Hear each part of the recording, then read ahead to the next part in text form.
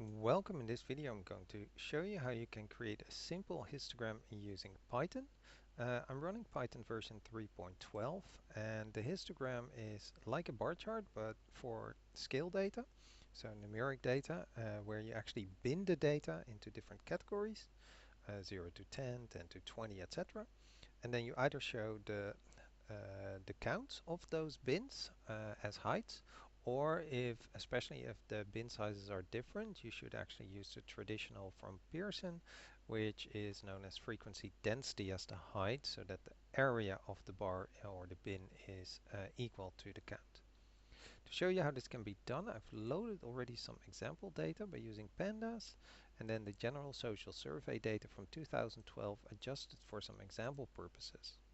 Didn't need all the data, I actually only need one numeric field, so I've chosen to use age. There was an 89 or older category in there, so I just simply replaced those with 90 just for this example purpose. In a separate video I've shown you how you can use my own library that simply has a function that can do all these different variations. But in this video I'll show you how you can do it if you don't trust my library and want to use somebody else there. The most basic one is probably with pyplot, which is I think one of the defaults for plotting data with Python.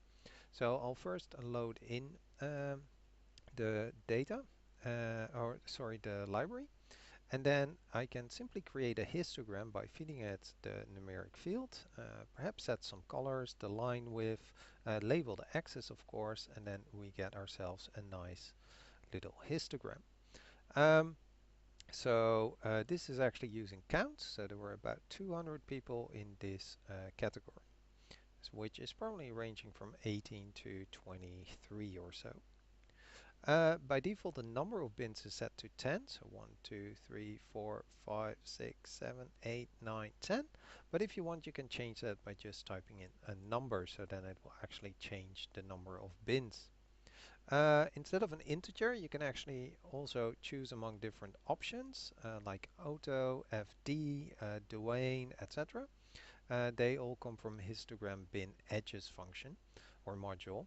For example, if we use Sturgis, we get this as our result. Looks very similar again. That actually uses this complicated formula. If you want to see, we can actually check and see that there are 12, and that's the same as over here. 1, 2, 3, 4, 5, 6, 7, 8, 9, 10, 11, 12. For the bins, you can actually also list simply cutoff points. So just use, in this case I'm using 20, 50, 60, 70, 80 and 90, as you can see. These are the less than versions, so that means it's up to but excluding the upper bound. If your bins actually do have unequal widths, this one looks huge, but that's also because the bin size is the bin width is much bigger. We should therefore actually divide the count by the bin width. We can actually do that by using the probability density. So that's what is known as density in the histogram function. We then get the so-called relative frequency density. This means that the total area of all of these, so if you multiply the width by the height, should be 1.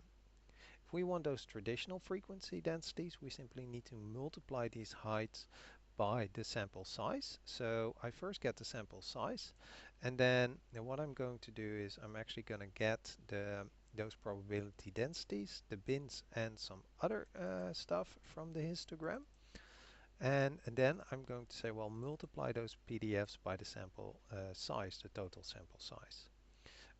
Then we also need to rescale the y-axis accordingly, and then we get to see the proper frequency densities.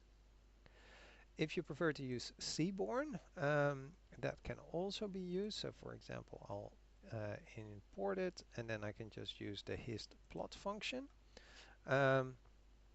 It already labels the axis, so that's nice. We can also provide it with specific bins, just as we saw earlier by using the bins command. And we can set it to density, which again gives the probability density. I haven't figured a way out yet to actually get those frequency densities with Seaborn itself. Alright, I hope this video was helpful and thank you for watching.